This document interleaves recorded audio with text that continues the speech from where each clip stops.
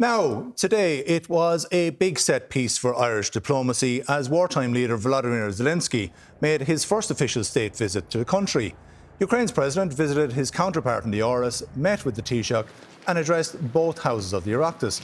The visit came at a crucial stage in his country's efforts to end the war with Russia, with a revised peace plan brought to Moscow by Donald Trump's own special envoy. But while the anthems were still being played in the courtyard of government buildings, Vladimir Putin was on the offensive. All these changes are aimed at only one thing: to completely block the entire peace process by putting forward demands that are absolutely unacceptable to Russia. By doing so, they intend to blame Russia for the collapse of this peace process. We're not going to have a war with Europe, I've already said. But if Europe suddenly wants to wage a war with us and starts it, we are ready right away. Neil Richmond, that's fairly threatening talk from Vladimir Putin. Now, you and your counterparts across Europe must be sitting up taking very strong notice of language like that. Well, this is a man who is a war criminal that has invaded a sovereign independent nation in Europe that has given us the worst conflict since the Second World War. It is exactly the sort of language from someone like Vladimir Putin, who at the stage is seeing himself. He told everyone within 2 weeks of the full-scale invasion of Ukraine that he'd have taken Kyiv within 2 weeks. Here we are nearly 4 years in February on from that invasion. And he's struggling. He's under serious pressure from Donald Trump, who he supposedly has a friendship with or a relationship of some kind.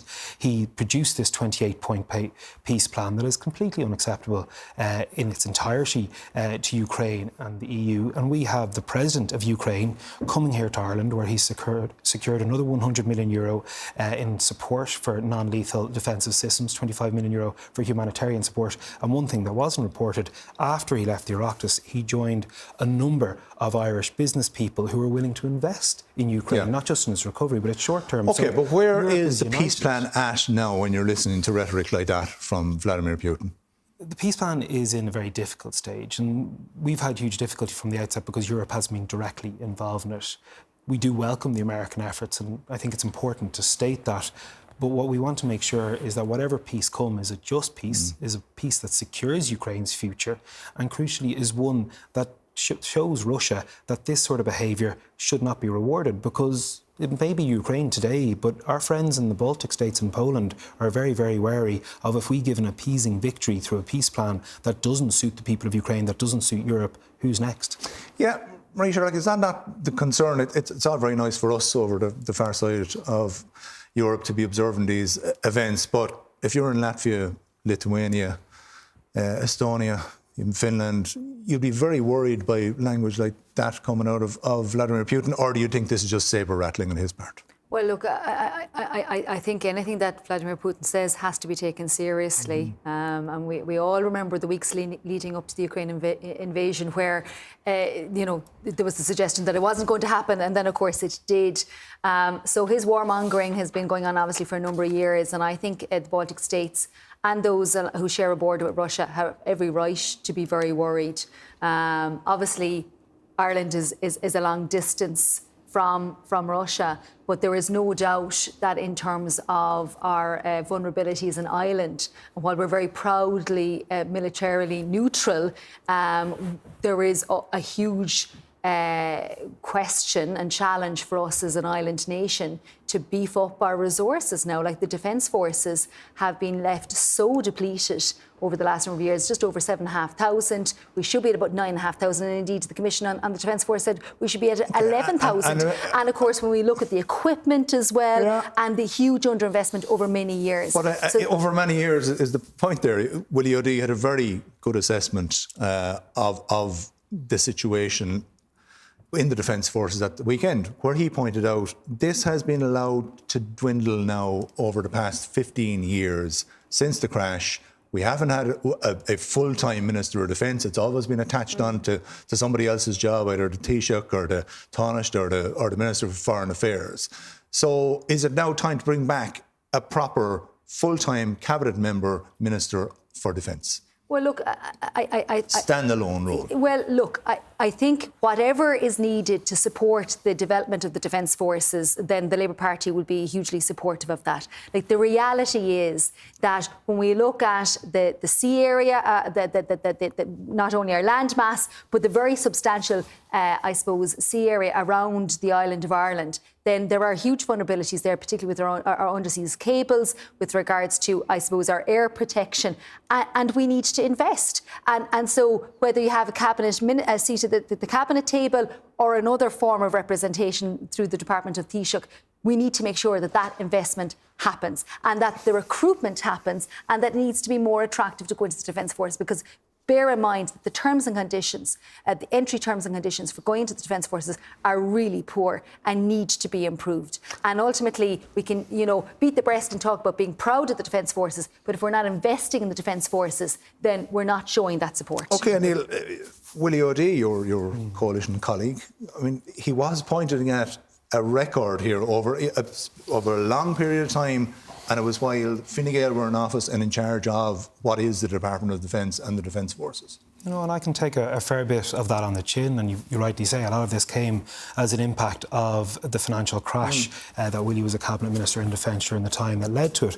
But the key thing is there has been a step change. We've just seen a budget agreeing of a defence budget of €1.5 billion, of a capital budget of €1.7 billion. That's an increase of 50%. And the two key areas that Marie rightly points to is in relation to cyber and maritime protection. We are investing the resources, and we see the paying condition of the Defence Forces obviously tied to a public pay agreement. But I think there has been a very clear step change in our defence and security policy. But anytime I bring this up in the Dáil, I have it thrown at me that this is about the military-industrial complex. And as Harry very succinctly put it in 2022, our neutrality is no longer a comfort blanket that may save us from an invasion of the European Union from Russia or the hybrid warfare that we see at the moment. Yeah, Harry, isn't this part of the problem here? We bring Zelensky here today, we talk about solidarity and we give funds for non-lethal aid to Ukraine. And yeah, we contribute on the refugee side. But in terms of the defence of Europe, apart from our triple lock and our neutrality, we can't even defend our own coastline. We can't even defend our own airspace. Yeah, and actually the words of Vladimir Putin today, Fionnán, were, it was the coalition of the willing against the autocrat of the unwilling. He said, "Niet." And he said that if Europe wants war, we'll give it war. And that's what you're up against. If you look at all the neutral and formerly neutral countries in Europe, one of the things that all of them has is that they were all very, very well provided for in terms of defence. Sweden and Finland, when they were neutral, had very, very extensive armies. Switzerland, for example, has they have national service and they have very, very well-resourced defence forces, even though they are neutral. And you can't have it both ways. You can't be neutral and not involved. You can't occupy the high moral ground and allow others to make the difficult decisions in relation to the defence of Europe. My point in relation to neutrality is that we really didn't think about neutrality in an exploratory way. I think people looked at neutrality and thought about De Valera in the 1940s, not getting into the war, into the Second World War.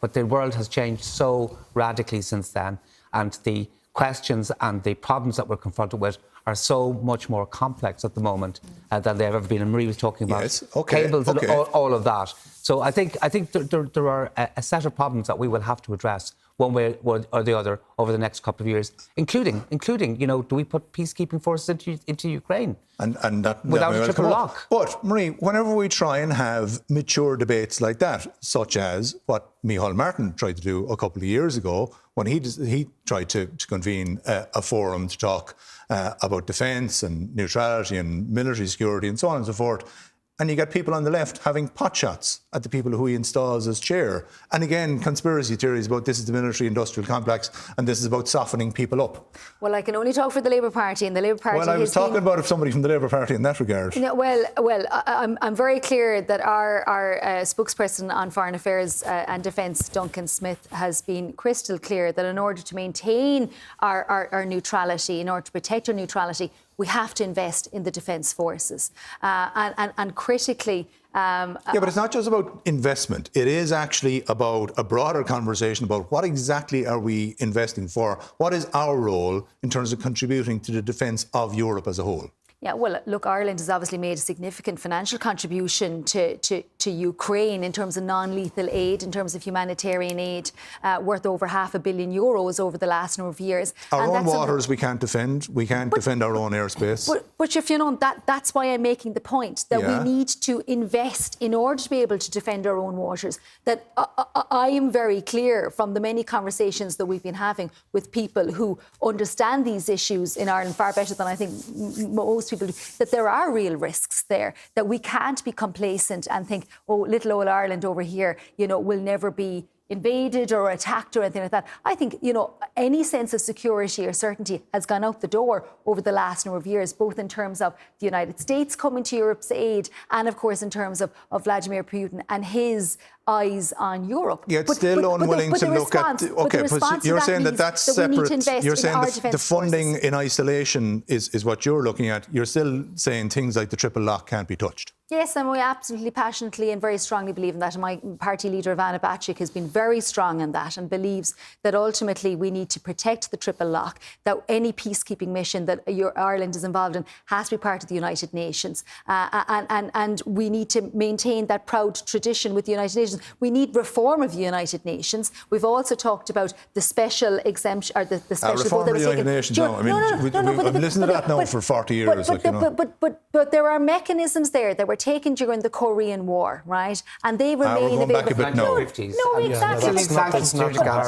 But the point is, right? You see, it's thrown at us that nothing can be done. Well, actually, sorry, there are ways and means, right, of actually sanctioning through the General Assembly new. But it hasn't been done since the 1950s, Marie, and it's very difficult. But it is a legitimate point to make that it did happen, and that. Well, it's a nice academic point to make, but it's not based in reality now. But sorry, Ireland was on the Security Council, right? We wield a disproportionate amount of actually, you know, international influence and power, and that's where we need to be using our voice as a small nation, advocating for how we actually ensure that the UN is a force for good. Are you still proceeding with the triple lock abandonment legislation that is so opposed by people elsewhere in the Dáil? Yeah, and I think we need to talk about what that practically means. At the moment, we can't send more than 12 members of the Defence Forces to train Ukrainian civil authority to remove landmines that are blowing up women and children in Ukraine. OK, when will that legislation be passed? So I would very much hope that the legislation will be passed within the next calendar year, to be quite frank. But we have said that we'd let it go to detailed pre-legislative scrutiny because there is considerable opposition to the Dáil. We recognise the opposition, and so we want to do this right. Because other people are saying demand it's constitutional, but its essence is it's a legislative tool that was brought in 1960, reaffirmed in the Lisbon Treaty. But this can be done through a legislative manner. And who brings that legislation, by the way? Legislation will be brought in by Minister for Defence, which is Helen McEntee. OK, and she is still Minister for Foreign Affairs tonight, isn't she? She is the Minister for Foreign Affairs and she is the Minister for Defence. I was looking at an event that you were at tonight with President Zelensky. I think you were at it at Ivy House. And she seemed to be secondary to the Taoiseach, who seemed to be the guy running the show according to his own social media account. I mean, has he forgotten that he's moved on to become Minister for Finance at this stage? All the way through it, it's here's Simon, he's greeting the President at the door, he's the one delivering the speech, he's the one sitting beside the President. So he didn't deliver the speech, the Minister for Foreign Affairs. Well, he's up on his own social media delivering the speech. The Minister who delivered the speech to welcome President Zelensky to the Department of Foreign Affairs was the Minister for Foreign Affairs, because I was in the front row for the speech. I'm glad to hear it. The Taoiseach, rightly, as the Taoiseach of our government, played a very serious and important role in welcoming President Zelensky, who he's met a number of times. Did we bring up the uncomfortable issues with President Zelensky as well, such as a European Union member? Did we bring up the issue of corruption in Ukraine? So corruption has been brought up a number of times over the last number of months. What about today?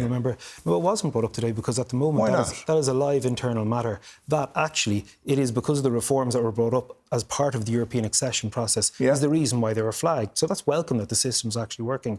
But the purpose of this visit in the middle of wartime... System working, but hardly... I mean, the issue that came up previously from the likes of the European Court of Auditors talking about grand corruption in Ukraine, corruption at the very highest levels. He only had his chief of staff resigning last week over a kickbacks scheme there. So we as a European partner who are working very closely with Ukraine. We set up an economic forum today to encourage business going over and back between our two nations. We don't mention that uncomfortable issue at all to them. Do we just bring up solidarity? We actually turn around as a friend and say, listen, you need to sort this out. It's damaging your country. As I make the key point, the issue of corruption has been brought up a number of times before. The reforms required have been brought up, and that's why we want to move to cluster one of the accession negotiations. You're happy that the corruption issue is dealt with then elsewhere? The corruption issue is ongoing, and you're talking about a live legal case for a start, so you have to be very careful. As a sovereign nation, you don't interfere in the sovereign legalities of another nation. Well, I think it's well known. But that case is well out there now. Because I think this is really, really clear. It may be well out there, but it is a case. It is a live case, a live investigation. The relevance of this is through the European accession process and through the various agreements that EU has struck with Ukraine over the last 3 years, and they've all pointed to the need for increased transparency and the eradication of this. The fact that this was brought to light in this week, I would actually welcome it. Shows that the checks that were forced to be brought in are working. The primary aim of this visit was to show the continuing Irish solidarity with the people of Ukraine against an illegal and vicious invasion. OK, and we're going to leave it there.